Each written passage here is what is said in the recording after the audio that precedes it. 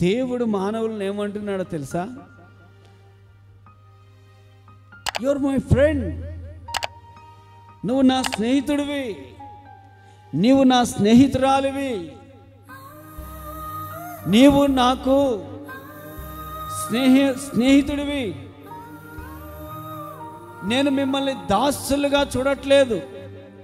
దాసులైతే gate దగ్గరే ఉంటారు, దాసులైతే ఇంటి గడప దగ్గరే ఉంటారు, లోపలికి రావడానికి వీలు లేదు. కానీ దేవుడు మనల్ని ఎంతగా ప్రేమించాడంటే మనల్ని ఆయన స్నేహితులుగా చేసుకున్నాడు. Praise the lord. స్నేహితుడు అంటే అర్థం ఏంటి తెలుసా? ఆయనకి ఎంత ఏ మహిమ అయితే ఉందో, ఏ పరిశుద్ధత అయితే ఉందో, ఏ ప్రభావం అయితే ఆయనలో ఉందో,